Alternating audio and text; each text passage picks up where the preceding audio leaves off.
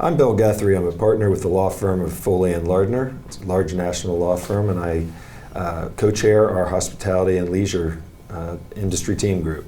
I'm here today with three experts, and I'd like them to go ahead and introduce themselves. Danny, if you'll start, please. Sure. My name is Danny Klein. I'm the Vice President of Editorial at WTWH Media's Food Service, Retail, and Hospitality Division. We have a few magazines, including QSR Magazine, which covers the quick service industry, and FSR Magazine, which covers the full-service restaurant industry.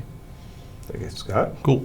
Scott Taylor. I'm the CEO for Cherry Bounce Hospitality, which is a full-service restaurant platform of 5 different brands based in Nashville, Tennessee. The private equity partner, we're growing smaller brands and to scale and looking for new mergers and acquisitions. Bob. Hi, I'm Bob Shallow. I'm the Senior Vice President for Diversified Restaurant Group. We are a large franchisee of Taco Bell, Arby's, and we have a couple other concepts we're working on. Besides that, I'm also an adjunct lecturer here at the University of Florida. Great. Let's start with technology today, if we may. Technology from innovation to optimization.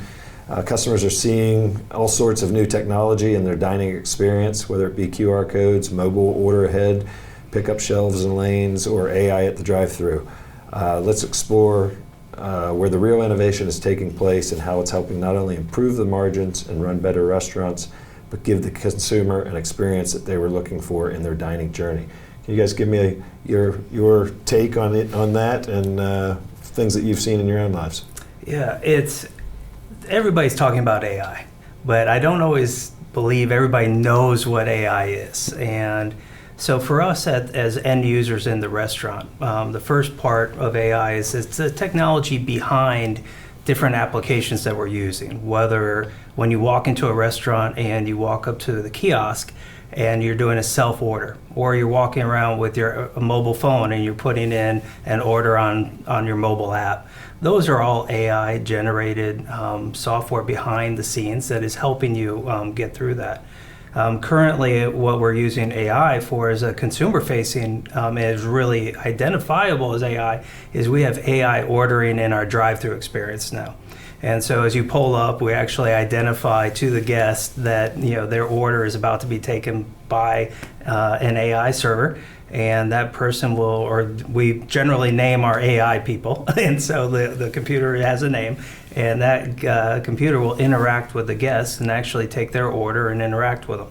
Now, we always have a human listening in, but what it does is it's basically enabling our individuals in the restaurant to be more productive. They're not locked into a position. They can be listening to the order while they're also doing another task. And if there's a question or something that needs to be helped, then they slide in and can help the AI technology with the guests. So there's a lot of, we're still pretty early in the process, but a lot of these applications are now starting to actually become customer facing. I would say, from a full-service restaurant standpoint, we're not using AI in order taking or things like that. Technology with handhelds, ways to streamline the order taking process, into the kitchen, KDS screens, integrations where you can really track, the time of the guest journey. Is it 45 minutes? Where are the bottlenecks? Where AI, I think, is really interesting. On probably in all restaurant formats is loyalty, and where you can really start to understand the consumer behaviors and be predictable in behaviors and know when to specifically text a guest or whatever, or message them, because that their typical behaviors have them out eating on Tuesday nights, and so Monday nights you're going to hit them with a special, or they're a Braves fan and you hit them up before the Braves game, whatever it may be. So I think the AI part of it from an experiential standpoint is very interesting in the full service space. Yeah, and I'll say from the media side, the innovation optimization kind of phrasing there is what I've seen is really when we had this COVID era, we had a rush to technology from the sake of you had to reach guests that you simply couldn't meet if you couldn't have a dining room open. So delivery, some of the technology, the omni-channel ability to serve customers. If you had a drive-through, you were okay, but otherwise you had to go and just get all these technologies that we had been talking about. But when that started to settle, we got into a level, well, okay, we have maybe too much technology. Or what is the technology that we're actually using? I was at a conference not too long ago where it was a long presentation about robotics in the back of the house. And we were talking specifically about a robot who could, flip burgers or cook onion rings. And finally, when the presentation was done, it was really cool. Someone said, well, how many restaurants is this in? 4. Yeah. Yep. Where was it 4 years ago, 2? And where is it going to be in the future? Maybe 10 in 5 years? And so then we started to get into this conversation with restaurant operators, as you were kind of mentioned, like where do we really use AI, inventory management, things that are maybe not as cool as a robot flipping a burger, but is real-time activation. And the thing I would say that I hear the most are 2 sides. It's one, how can I use AI to make sense of all this data that I'm now collecting? Because we also went through a data rush where every restaurant executive was saying, I need the data, I need this platform, I need this vendor. And then they realized they had all this data and no way to actually make sense of it. Can I use AI to help there? And then also, can I use it to streamline some employee activities in the back to make us more efficient in front of the customer, like AI voice ordering? So my kind of roundup of that is that it seems like we've entered now a period of time where we're talking about technology in a way that is less about a headline of let's replace a human being, because it's not exactly what it is, and more I agree about with that. how do we actually run better restaurants, and that is where the optimization part of things has started to come into play. I was going to say, after the pandemic, yes, there was all this automation and technology, but as soon as you go out and eat at a restaurant, everybody ran out to be around humans again. So I think there's a positive to it. What I think is neat at UF and the hospitality program is that you have this amazing access to AI technology and how it's going to integrate in our industry, but the focus has not gone away from traditional guest service, hospitality. People want to go out on vacations and have a great time, and if AI or technology can simplify the process or enhance the experience, but it doesn't replace any human interaction from a guest-facing standpoint, except at a drive-thru, and that makes sense. Because I think there's some enhancements where you could definitely streamline that. Well, I've met Flippy, Chippy, Sippy from that company, and one of the difficult things is the fact of the technology is there. It's very expensive, and those who have used it in the restaurants like it. And we like to say it's robots doing robot tasks. Right. But one of the key things with all this technology, it still requires a human to be there overseeing it. And another challenge of it is actually you have to still clean it, and they have to provide maintenance to it. So it hasn't eliminated a position. What I believe is it's actually taken labor and it's now applied differently. So you're looking for efficiencies, you're looking for safety, because now you don't have to have someone actually working next to the oil that has a safety barrier, but you still have someone there actually monitoring the equipment or doing other tasks. Yeah, and I think that's a really important theme too for younger people who might be in a program looking at restaurants as careers. A lot of this technology seems to be geared toward making the restaurant a better place to work, and also with jobs within the restaurant that are more customer facing, and have the ability perhaps to grow your career, and looking at it in a way that says I could be here 4, 5, 6 years. I could grow to be a larger executive. You might have to do some of these grunt duties that now the robot's doing. Somebody's got to spray off the robot. A kiosk is the best example of this, I feel like, right now, because there's such a kind of almost mythical concept of the kiosk is there. You see them in McDonald's, was maybe the biggest, most visible example. And the thought is, where did all the people go? Well, there's still more order volume coming in if you do that, so the people are probably in the back. It isn't necessarily taking a human job, it's just taking that cashier role and reallocating it towards something that is both more helpful for the restaurant and maybe more, hopefully, sustainable in the future to have a younger employee who might want to take that job and stay there. Yeah, I haven't read anywhere where anyone is claiming to have saved a lot of money by bringing in robots. It's just cool, right? And it is doing neat stuff, but it's not out. Like, I don't wait for Flippy 9.0 when 1, 2, 3, 4, 5, 6, 7, 8 break. I'll do 9.0, and there'll be 20 of them out there. Yeah, and in full service, the robots that come to the table. Yeah, they're terrible. Not my thing. Well, I had a great conversation with the company that does that, where originally they were meant to be your server, and what ended up happening was that the customer didn't like it because they lacked the human interaction. So it ended up they changed their dynamic model to becoming the busser. So, which was a really big sign of kind of what they learned out of COVID. It's a big downgrade. That lack of contact to just put your plates here and have them bring it up versus it singing you happy birthday. Yeah. How are restaurants leveraging data analytics to optimize the customer experience? And what type of data do you look at, and where do you source this information from? Bob, start with you. Well, generally it's still a lot of the same data. We call it, transaction level detail is one of the, TLD is one of the terms we've used for years. And what that is actually, the interaction between the guest and the restaurant and when they place their order. There's a lot of information in there. That tells you what guests are ordering from your restaurant. We interact with that data in the back of house on our inventory management systems, our labor management systems. It can get such as a detail as we know every item we sell, and there's something called a reasonable expectancy. That's how long it takes to make that item. So we can actually take, from a single menu item, know the exact inventory levels we should have, how much we have on hand, how much we should order based on usage. But we also can get Sorry about that. the same information, about where the consumer's going. Okay, so that was transaction level detail. Well, now we just get that information even faster. But now with new technologies, we might, if we own the app, we now have access to actually the guests themselves. We know their order behavior. We know, their frequency.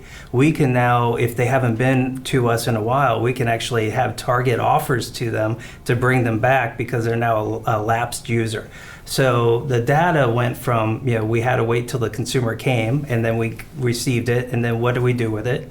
And now we are using it a lot more. We're more proactively reaching out to the guests, using loyalty data, using what not only their previous history, but maybe what will bring them back into the restaurant. So a lot of interesting things right now. I would say, so I think fast food's always done that transactional time, like the drive-through times. As a metric, how fast, what your throughput was, where full service didn't necessarily embrace the technology that way, but with the involvement of KDS systems, where you have each station with a screen and you can see how long it's taking food to come out of a certain station. You can look at staffing. You can look at tables in the dining room, how long they sit empty, or did they seat 2 people at a 4 top, so you're at 50% occupancy, where 3 would be 75. Are you strategically maximizing your seating to what's the gap in the wait? It's a 30-minute wait, but it took 45, or you quoted 30 and it took 10. Either one's bad, right? And so the technology can provide kind of predictable throughput in a full-service setting, as well as bringing all the stuff he's talking about with the consumer engagement and the check-level detail. Super important. Yeah, I would say that another kind of talking about AI again, that's another place is the personalization element of it and what it's able to figure out from your data and your loyalty into what it suggestively sells that you should be ordering. And I'm actually curious, I'll kind of turn this question on you guys since you're in the restaurant space of, and especially maybe in full service we could start, is this idea of, having that personalization and knowledge of the customer in a way that they want, but not being overly intrusive. Not being weird and creepy. Yeah. Like, how do you know that? Yeah. How do you balance that one out? Yeah. So I think with a good loyalty platform, I like Thanks. I think they're a great platform. Lunchbox, to some degree, I think they're a good platform. But yeah, you've got all the data, right? So you know what you order typically because you're getting points. Or whatever. So I know, and I know when you dine out. And so being able to reach out and thoughtfully interact to create a reason for you to come in. And then even if you're in a full service restaurant and you're on a wait, to be able to interact with you when you're on the wait, versus you'll get a text when your table's ready, like, hey, we messed up, come get a free beer on me. Okay. Or are you watching the game, or something where it's like not creepy but borderline, where it's like it's personalized, but it is all your data. So we've got it. It's just putting it in a way where you feel comfortable with it. When I speak with the students in our Master's Online program, one of the key things we talk about is who owns the data. Right. And so that's been a big reason why a lot of restaurant companies are developing their own applications. And that way they actually have access directly to their consumer data. Previously, that was either held by the credit card companies, or it could be a third-party app that you are using. If it was Uber Eats or someone else, they actually control and own the data, and you don't have it, even if you are feeding those guests. So a big piece is, if you have your own applications, you actually have access, and you can tailor your programs based on the fact that you now are much closer to your consumers. Some from the other applications, we just, loyalty again. You come to a restaurant, you check in at the beginning. There's a lot of information now the restaurant knows. So recently I came in, to a restaurant. They asked me if I was checking in with my loyalty number. I did. And now the server actually is using my name. I didn't pick up on it until, I left the restaurant. But during that interaction, they had used my name 6 times. And so there's other things they can do, suggestive selling or some other things, but basically just, the fact that now the interaction became much more personable, I actually thought was, really interesting. It's all about you willing to give up your information, right? So if it's like to earn points for a free cheeseburger, maybe not. But if it's a little different curated loyalty, I get stuff I really want, probably willing to give you more of my personal information too. Taco Bell inviting you to be a retirement community. Yeah. That was a cool deal. That's very cool. I mean, it's like, so you're willing to opt in for a lot of stuff or something like that, right? So. Yeah. What's really cool about some of those things, now those are just building awareness around the brand. They're a lot of fun. The fun thing is, though, my team is the one who staffs those. And actually, I send team members out there, and they actually are making Taco Bell product during those weekend events. So we have a lot of fun with it. Mm-hmm. Beverage and menu trends. Let's do a rundown of how changing generations and expectations are raising the bar on food and beverage operations. I don't know who wants to take this one, Danny? I'll just start by setting kind of what I see as a baseline for you all, then talk kind of how you're innovating against it. So I would say this probably been going on 2 years now of just sort of steady price hikes, as anyone listening to this will understand, in their consumer lives beyond food. This is true. I think restaurants, outpaced grocery for a little while there, and then also just in QSR, of course, there's a little bit more of a sticker moment based on where the category started. So at this point, though, we've come to a pretty interesting juncture in the industry. It's all slowing down, but now you have QSR, fast casual, casual dining. The tiers between them are not as separated as they once were. So you're left in a consumer element of experience where, how are you getting that message across, justifying what's happening, innovating from either what you're offering or serving to how you're delivering experience and customer service to make people understand what that value actually is. So I think value is the old school equation, right? It's product plus experience divided by price equals value. And so experience is a big part of the equation. That price has gone up. Some people have reduced the size of the portion. So it's been a double whammy, shrinkflation. Mm-hmm. So I think that's the death spiral. Never cut a portion and leave the price the same. Either introduce a smaller portion or don't mess with it, take price accordingly. But all that being said, I think there was this protective pricing strategy that a lot of people took, and you find yourself with a high PPA and a declining guest traffic side. So you've got to find ways to create value, and it can be introduction to new products, smaller portion, smaller price, can be just fun things. I think the bar is a place where you can play because the margins are great, so you can kind of throw some things in there. But if you're spending $25 a person and 2 things hit the table, how do I keep the $25 a person but get 3 or 4 things to hit the table? More perceived value, more variety. But it's a tough situation. But I think it's just innovation, but not trying to shrink the portions or that. I think it's a strategy a lot of restaurant chains that are not with us today have done that would be on their tombstone of do not cut your portions. Yep. Won't mention anybody by name. I think value, we have to make sure, there's different parts of value, right? Yeah. There's abundant value, a lot for the money. And generally, in the brands I'm working with, that's generally what we're attempting to solve for, is that value proposition. I think you get into trouble where you become known as cheap, and there's several brands out there that then got locked into, they basically valued their 2 for menu. 3 for 4 for something. Yeah, and or everybody still remembers the $5 footlongs, and Subway had a difficult time breaking out of that price point because they valued their product with that price point. And so those are some of the difficult parts. There was a lot of pressure on the restaurants over the last several years on inventory costs were going up. Flip that. It was labor costs have been continuously rising over the last several years, especially coming out of the pandemic, where we had the Great Recession or resignation, and then basically at that point, I'm having to pay more for labor, and just recently, unfortunately, our food costs have started going up too. So now we're hit with the double side of our two biggest costs, COGS and costs of labor, and so and having to make those increases in pricing. I think we've gotten to a point now where there's a less differentiation. You mentioned between casual dining, fast casual, and fast food is like there's a lot closer on price points between the menu offerings because of the cost involved. Right. Yeah, I mean, that's been my observation as well. I think fast casual as a category is probably closer to QSR now than it was to fast casual 5 or 6 years ago. I agree. So now to me, you have QSR, and then you have QSR Plus, and then maybe some very refined version of fast casual, but that price, and then casual dining both has an opportunity there, as you see with what Chili's has done, where they're essentially comparing themselves to McDonald's on the idea that the price is the same, but here's what you get.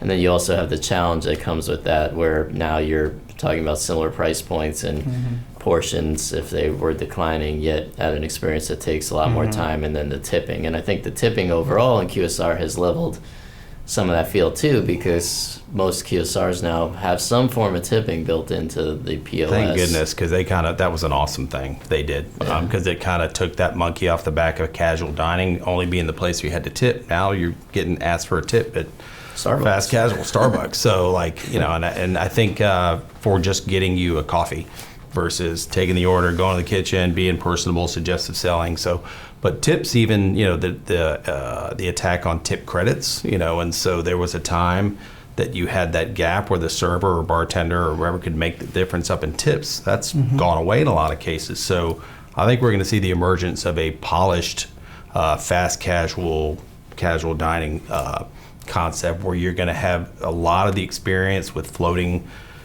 team servers with much larger sections with technology to help support that. But people like to sit down at a table and not have to get up and go to the counter, get another drink. I want somebody to bring it to me, but I can't afford to have 20 servers on the floor anymore. I can only keep 6. And so there's something in the middle that's going to emerge.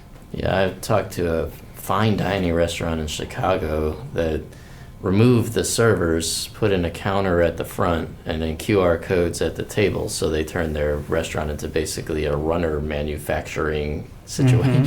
So, you could reorder from the table if you wanted drinks and things like that, but you didn't ever really talk to anybody. So, but they were reacting to the tip credit being gone and just understanding they couldn't pay all these employees, what minimum wages in Chicago proper. So at that point, to me, I'm still, when I go out to a nice dining establishment, I'm there for the experience. Yeah, it's the food is going to be good and so forth, but I'm also looking for the full experience. And when I leave, how was the server? How was the suggestions about what to order?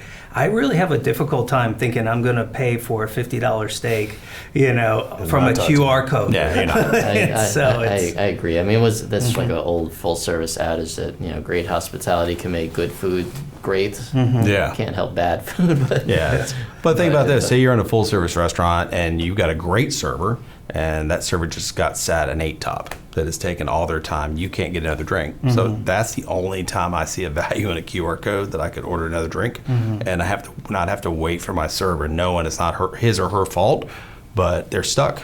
I mean, and But to replace them completely with that, absolutely not. It's not. Yeah. It's not a full service experience. Let's move on to the next question, if we might here. Okay, let's move on to the government regulation and legislation, and kind of what are the big impacts that you're seeing from that? Things like the higher minimum wages that are being instituted in some of the states that you operate in, and kind of what are the other impacts that you've seen? I'll go. So I think the minimum wage is an interesting dynamic, right? And I think there's a perception sometimes if you're in the restaurant industry or might be perceived to be the low payers, but minimum wage, I've always looked at as that's a 16-year-old, 15-year-old that's getting their first job, and they're coming in, and those are the ones that make minimum wage. And the restaurant, where the seasoned, line cook, chefs, whatever, are making significantly more than that, as well as servers or bartenders, and the ability to make tip credits, are making significantly more than a minimum wage. But by impacting that baseline, what it does is push everything else up. So if it was a $10 minimum wage, but your best line people were making 16, if it goes to 15, those 16 have to go to 22. And so you shift the entire model up where the only way you make money is what you sell and what you ask for it and what you're willing to put on the plate or in a glass, and something's got to give. I think the consumer, like a lot of these things sound really good on a like, why wouldn't we pay people more? But then you've got to realize it translates into what you've got to spend for every single thing you have to buy, and it's a rub.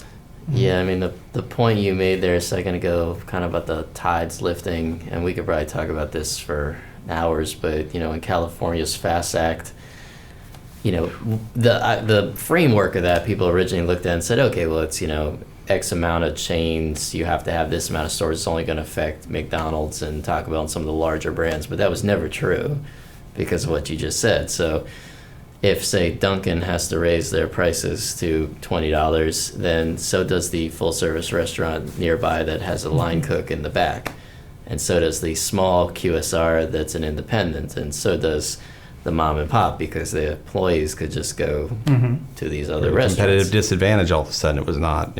Yeah. So what ended up happening in California, and you definitely would know this better than us. You had a lot of kind of growth contraction. Prices going up at a higher rate than other places. Yeah, and so I've had operations across the country. I'm currently in Southern California. I've had operations in Chicago, New York City, Boston. So I've seen it. And historically, we generally pay market rates. So what is it going to take for us to get the people we need to operate our restaurants? And so it'll be driven by what the market is telling us. Now in California, they did pass the FAST Act, and that increased our minimum wage to $20 an hour. I will tell you what's happened is everybody's making 20. No one is making more than 20 in for what the FAST Act impacted. Basically, it's created a wage for everybody. And just recently, the elections were a couple weeks ago. We haven't finished counting all the ballots yet in California, but we do believe that the recent, we do believe the increase in minimum wage to $18 an hour right now is on its way to a defeat, which means that maybe the consumers and the population have seen the impact of what higher minimum wages have done on some other pricing. Because normally, previously, they have been, they have passed. And so that's an interesting first start. You mentioned about the impact to others. So I'm an employer of choice right now in California because I am paying $20. The Target next to me has a sign outside that advertised $17.50. So I'm $2.50 more than Target department store right next to my restaurant. I do, have a lot of applications coming in for individuals to work. Now, what are some of the other implications? Well, my labor line did increase, 25%. And if you're what do you have to do top line sales to just offset that increase in your wages? Well, the reality is you have to grow your top line 7 to 8 to 9% just to be at the same point you were profitability-wise before the increase. So there are a lot of other pressures out there, and I don't think all brands are going to be able to ride this wave out.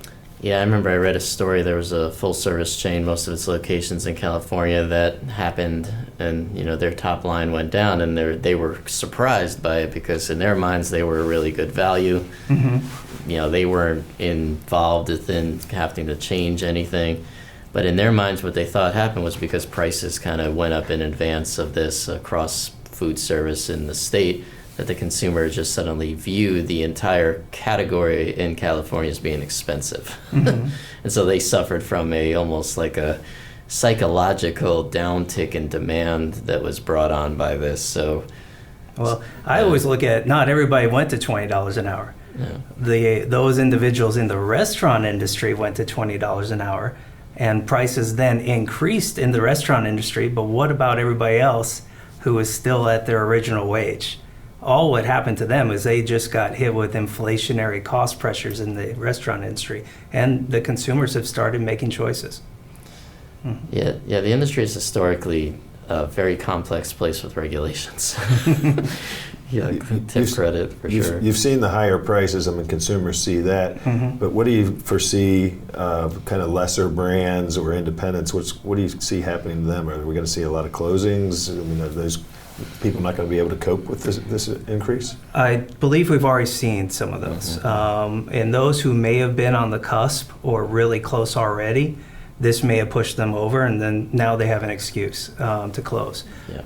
I also see there's a lot of businesses that have contractual obligations that they have to meet, whether that's leases, franchise agreements, or different things. And so I believe what will continue to happen is sites and different locations will be evaluated based on their profitability and the profitability on current market conditions, and decisions will be made about whether it's worth keeping a restaurant open. If it's a break even or a negative EBITDA, and I'm not contractually obligated to keep that unit open, that might be a unit that now will be closed. It may go into some other concept might come in, or it could be potentially sit out there empty for a while. Now you see bankruptcy becoming a strategy at some point versus the last resort. And you've seen so many bankruptcies of big brands that, oh my God, I had no idea they were in trouble. They're in trouble. A lot of people are in trouble. And I think if there's, never let a good crisis go to waste. There are opportunities of second-gen real estate. There's going to be things that come up where, people overbuilt, overspent, and you're going to be able to take advantage of a market that is flooded with dead real estate that's overvalued, that you're going to be able to get a deal, and you're going to be able to somewhat reset, but you still have the things that pushed it to that edge too that you got to deal with. So you got to go into it a little smarter, maybe debt-free or less debt to minimize it. Yeah, I think the tip credit in particular, Washington, D.C., I saw stats on this, the independence, if you're talking about that specific, mom and pop location in your neighborhood, that sent them on a closure frenzy because there was no business model that they were able to quickly figure out to kind of make up for how that was going to change the labor line with not being able to pay the server the lower wage and make it up in the tips, because suddenly now you had to pay everyone across the board the same, which just it just changed the very nature of how full service restaurants work. And so entry level salary position, does that bump into $58,000? Is that That's for outside of California. Yeah. So we pay higher than that in California. I mean, it's going from 51 to 58,000. And so thinking about an entry level position in a restaurant where you're a junior assistant manager, that's a big wage to start at. Once again, everything goes up from there. So, and it's there's not a lot of room for any kind of growth to give people an opportunity to have them grow in the organization. When you have to start so high, you tend to maybe run with a less manager. When I started as a salary manager, and those positions now are all hourly. Yeah. Most positions, general manager, assistant general manager, now paid hourly, just because of the nature of the work and then the hours and so forth. So that was definitely, something that happened within the industry, and I see that continuing on. Yeah, removing the bottom run of the ladder was disruptive.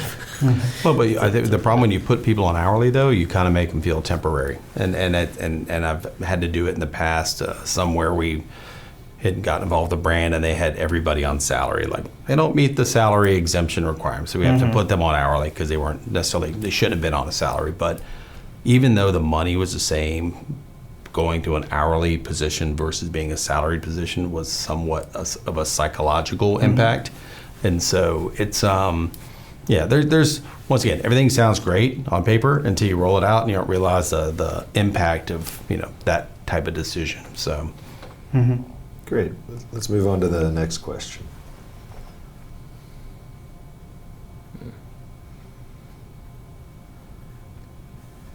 Do a little on that one. Yeah. Okay. Okay, you have something you want No, to add? I don't really know much about that world. But yeah, you can follow that question. Okay. Yeah. Go back up to that question. Oh, go back up. Sorry about that. No worries. All right, Bob, this is probably a question for you to start off with. Give me your take on restaurant industry tackling sustainability. Yeah, it's sustainability, honestly, there's a lot of individuals, consumers, especially the students we talk to here at the University of Florida. They care a lot about the environment. They can care about sustainability. They want to know what their carbon footprint is and so forth. For me as an operator, I look at sustainability as, okay, what are my options to do good in both? How can I actually reduce my costs? How can I also help the environment? So I'm looking for win-win scenarios. So for me, sustainability is, I have a couple of drive-throughs where I have a huge array of solar panels on top of the drive-through. And so, okay, if I can actually pull in a lot of utilities on my own into my restaurant, I'm going to save money on one of my biggest costs, especially in the middle of the summer. Some of my locations are, well over 100 degrees outside. So that's going to be a pretty expensive utility bill. So if I can offset that, I'm going to do that. Some of the other things that local jurisdictions are trying to do is whether it's composting and trying to keep things out of the local landfills. I don't believe we figured that one all the way out, because some of our consumers have a hard time separating their own refuse when they're finished eating. It's the amount of paper product and other things that I find in what would be the organic can, basically ruins the organic can, So there's challenges with the consumers haven't quite all the way there on sustainability. I think it's where we'll continue to go. We recycle oil in the restaurants. It's used for biodiesel. We try to reduce the amount of, paper content or recycle paper into different things.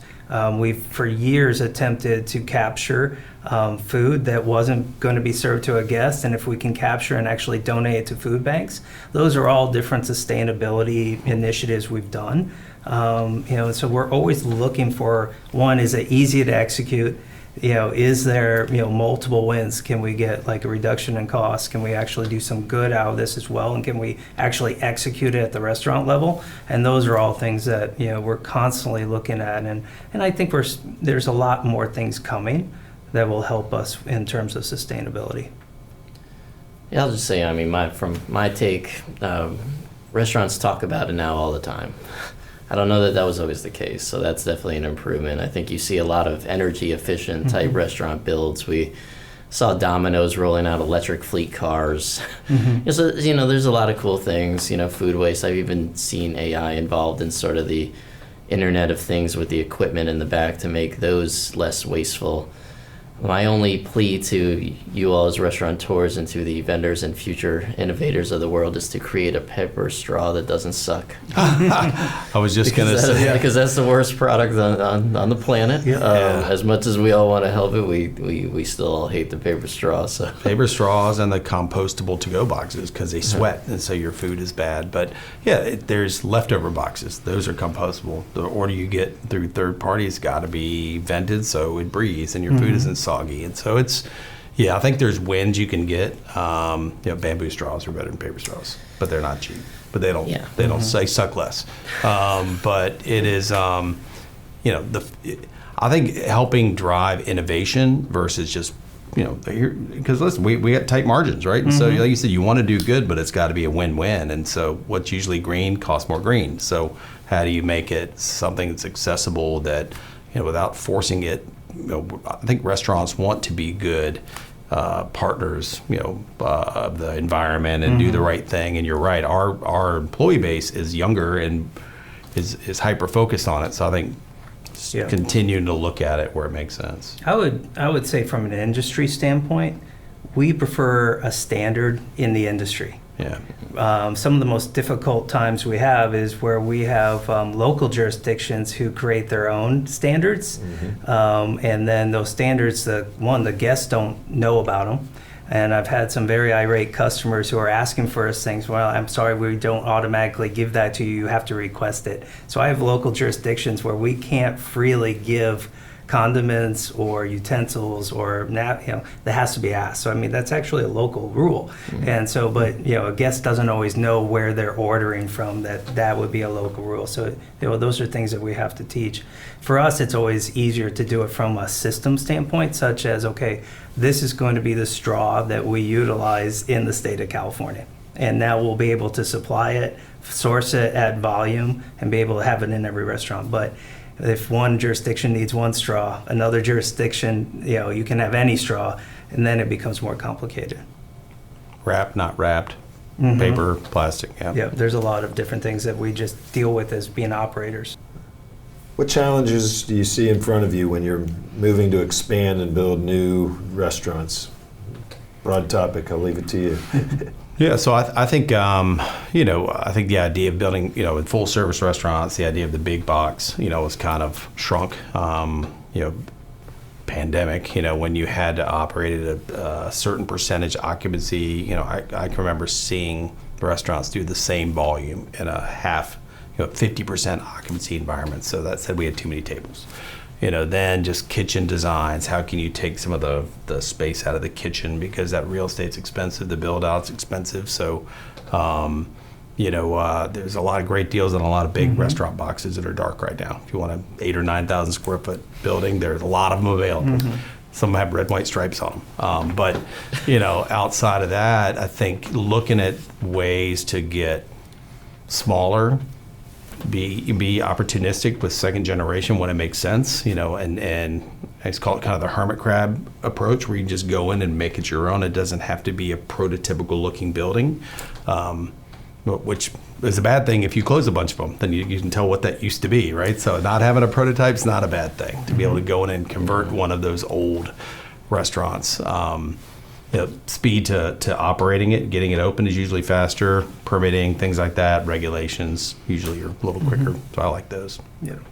For me, I run a pretty well-known brand, and so for us, we're always looking for A sites. We don't want the C sites. We're looking for traffic, and so for that, a lot of A sites now, especially if we want to drive through, and some jurisdictions restricted the number of drive-throughs available. A lot of times we're going where it's still green. The population is coming. We're getting in there ahead of time, so it actually increases the risk, because you may not have the normal population numbers that would supply your typical sales. So you might be willing to go in because the costs are the same for building the restaurants, and costs have only had inflationary pressures. And so you are going to put a lot of capital into a restaurant that you may operate at break even for a year or two because you want to get there earlier. A lot of places may wait until the population's there. Well, by that point, your costs are only increasing. It's harder to acquire an A spot. So those are certain things that I see out there for those brands that are actually growing. A couple other things we look at, you mentioned the kitchen size for us.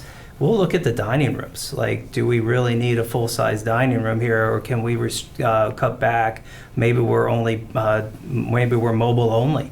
And so we don't even have a dining room. We have a walk-up window, or we have a window available for the delivery drivers, and then we might utilize a drive-through. So those are different things that we'll look at. Same point, our newest restaurant in downtown LA, a Cantina, it's all walk traffic. It's people on bicycles, the delivery drivers are on bicycles or mopeds, and everybody else, it's walking traffic. So it just depends on where you're going, and you always want to get the best spot, A locations, and you'll generally pay to have A locations. Yeah, and I mean, most, kind of what Scott was saying is pretty much what I'm hearing too, which is that you're having the kitchen is either growing or staying similarly, maybe reconfiguring. The dining room is getting smaller because, one of the effects of COVID, along with, I think it was already happening, is what we all carry around in our pockets now, and the ability to essentially, you're a walking kiosk to a restaurant, or you have the ability to send your orders in ahead of time. So, that drive-through in general also just ballooned out of COVID, out of necessity. And so that off-premise ability to serve orders now, bigger kitchen, smaller dining room, dual lane drive-throughs, elevated drive-throughs. Chick-fil-A's got a drive-through in Georgia now that can put 75 cars in there at one time. It's 4 lanes, no dining room, 2 floors, the kitchen's on the top. So that's sort of realistic, and that's a little bit of a unique situation because they're Chick-fil-A, and it was they were dealing with the fact that their drive-through is incredibly busy. But point being, I think you're starting to see things like that. And then on the second gen side, that's something that's happening. Their breakfast brand, one is closing, one is growing. I'm going to talk about who they are. But one of them is about to go into those closed locations, as they were talking about just last week. So that will always be both a QSR and FSR reality. I think to your point, though, on the FSR side right now, very, very much possible if you want to go over 6,000 square feet, there are locations to be had for sure. For a deal. But I agree with you. You got to have I think it's why did that restaurant close? Was it a system-wide thing? The brand kind of went south, or was it just a bad location?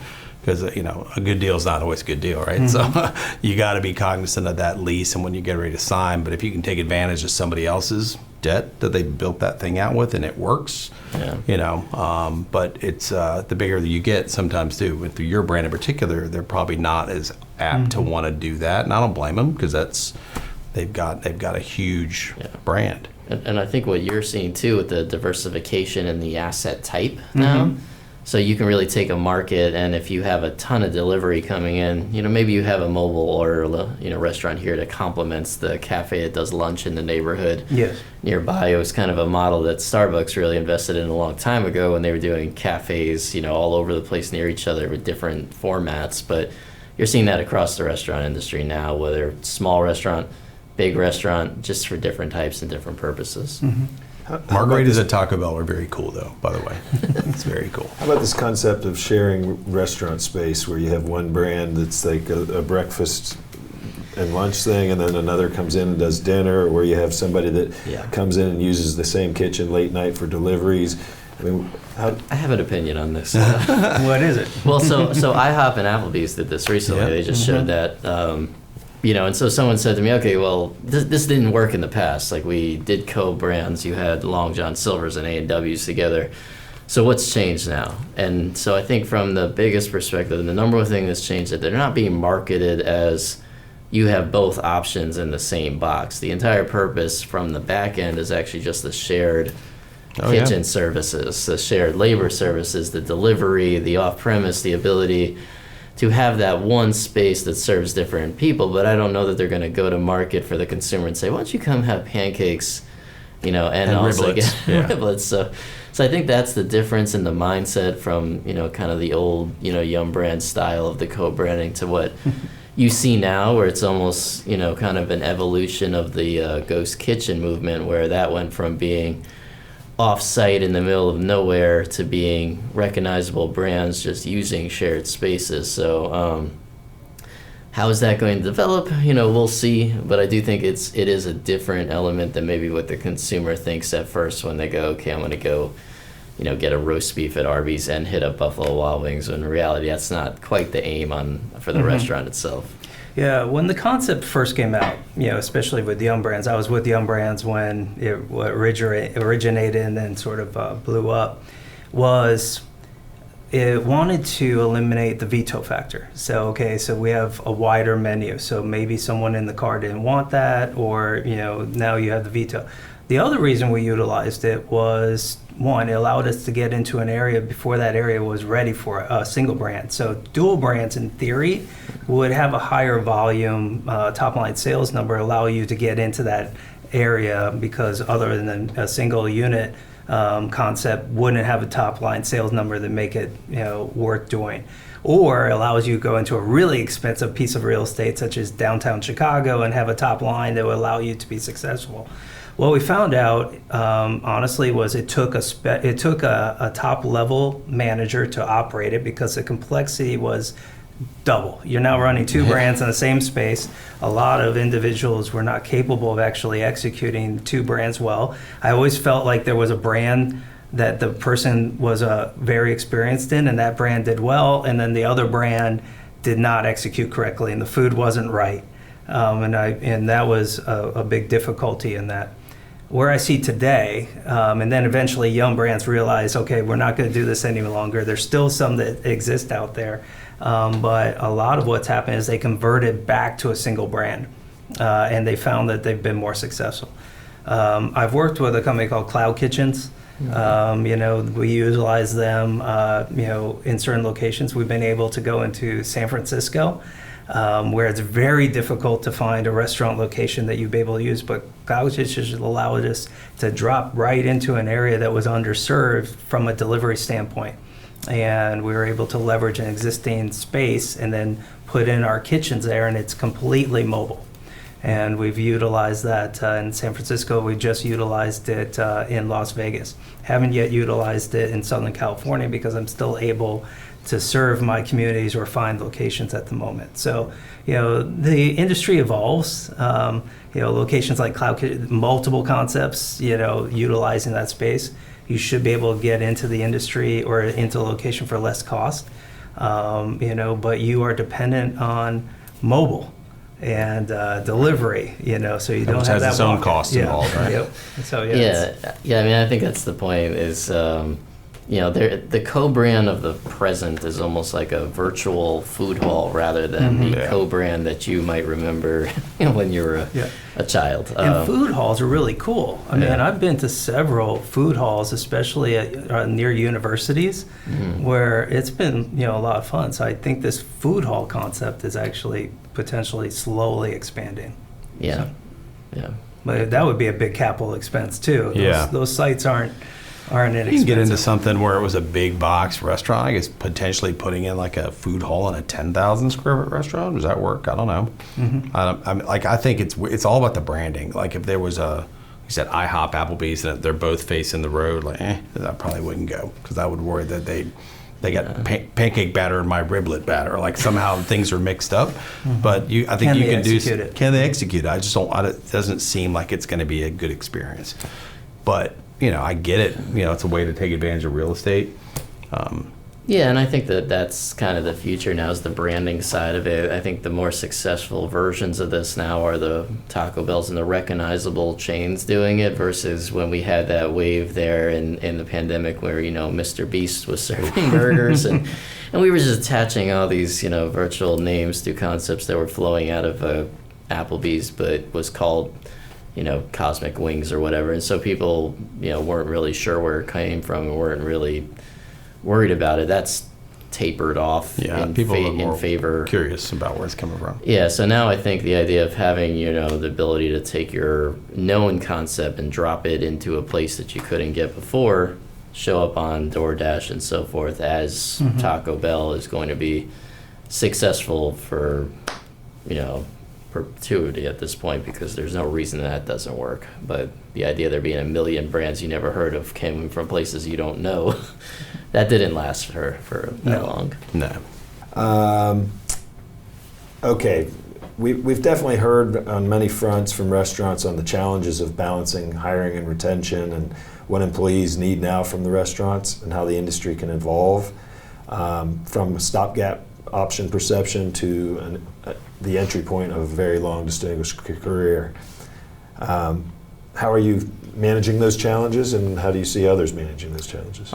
I'll make a quick comment on that. I would say in the years that I've been writing about restaurants, that's probably the greatest misconception that some people have is they think that the restaurant industry exists solely as a stopgap and a place for you to get from one place to another. And that's one of its strengths, the flexibility, the cyclical nature of the seasonal part-time labor. I mean, that's going to always be the the backbone, but at the same time, there are so many stories. I think Bob is one of them. Where you start off, as kind of getting your foot in the door, and that's one of the beautiful things about the industry is that it'll welcome you and everybody out of the gate, and then getting to a point in your career where you're very, very successful. And I think the restaurant industry doesn't do a great job sometimes of telling that story. Yeah.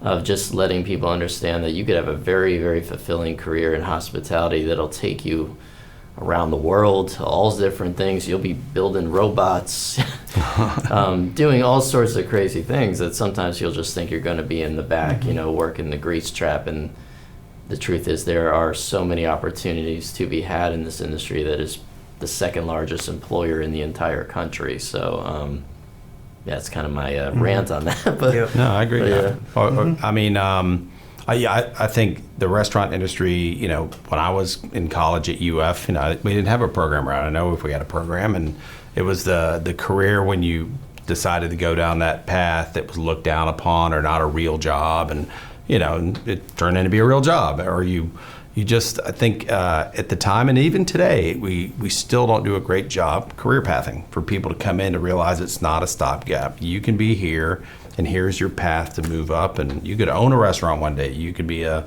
CEO of a company. You can be a franchise, whatever.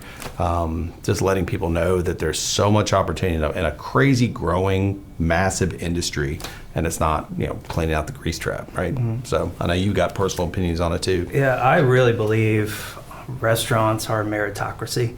And so, there are a lot of individuals who come in. I know a lot of personal stories of individuals, first generation, coming to the United States, started at entry-level positions and have become very successful owners of large corporations.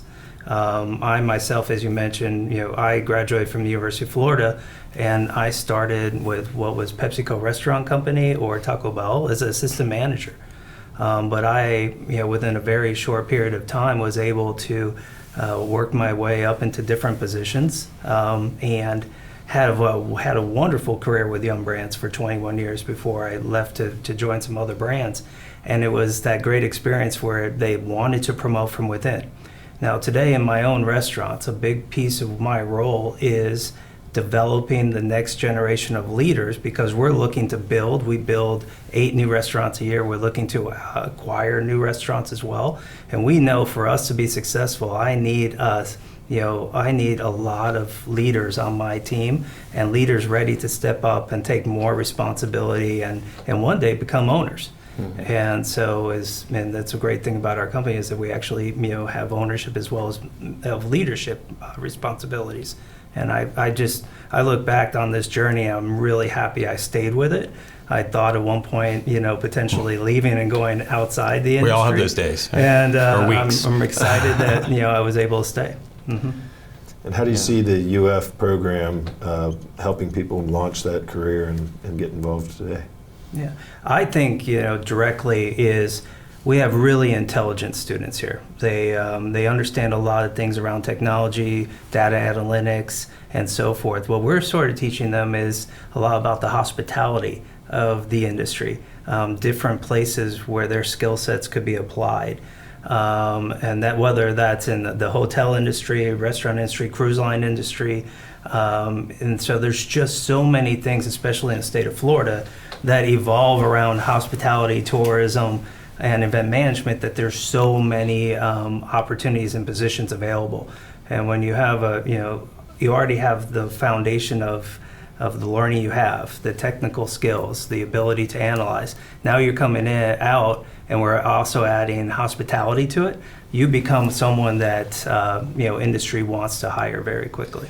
Yeah, it's what we were talking about earlier. All these new things that are happening, these ways to look at data, these technologies, these are where the new next generation of hospitality professionals, that's where the restaurants are looking to hire, because so many people within the industry, as we always kind of joke that back in the day it was all operated on gut, right? Yeah. And it was actually almost like a badge of honor, but nobody does that really anymore. Right.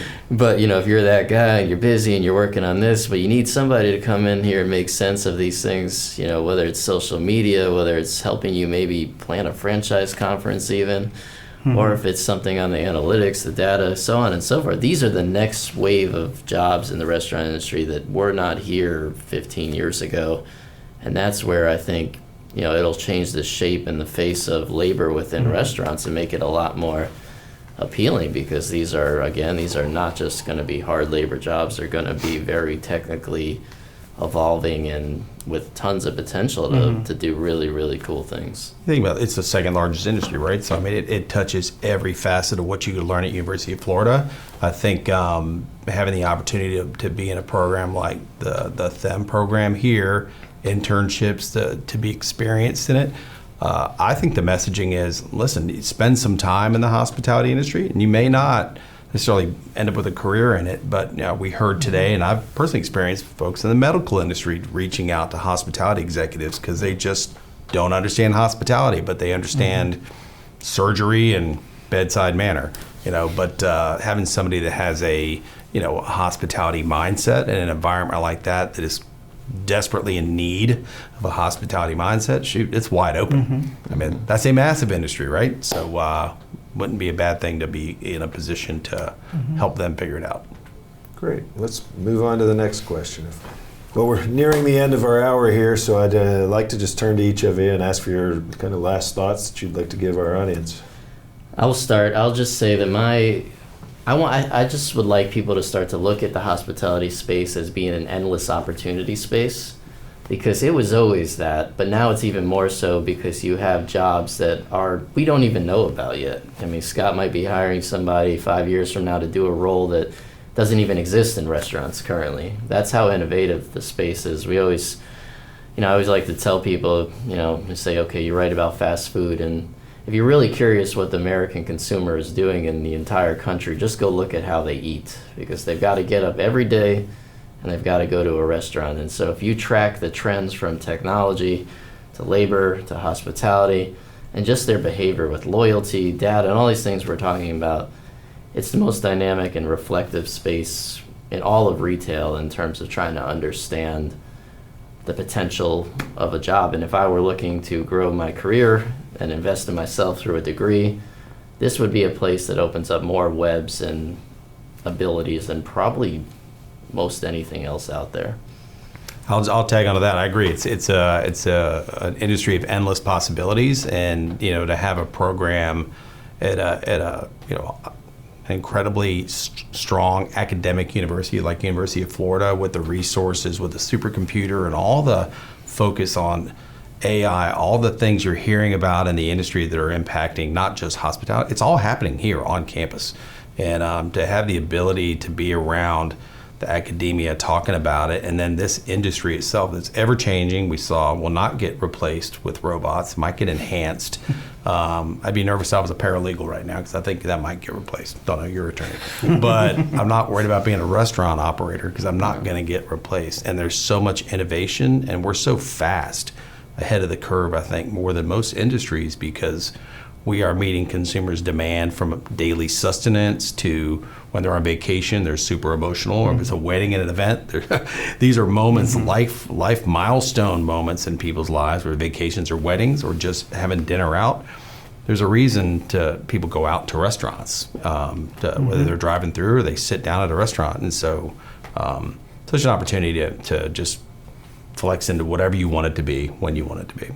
Yeah, I agree. I think the reason I was drawn to hospitality and tourism, and then finally the restaurant industry, was I just had so many wonderful memories. And that's where you experience your birthday parties, celebrations, or you go on great trips, and you have these wonderful experiences. It truly is in the hospitality and program. And so for me, that always takes talent to operate.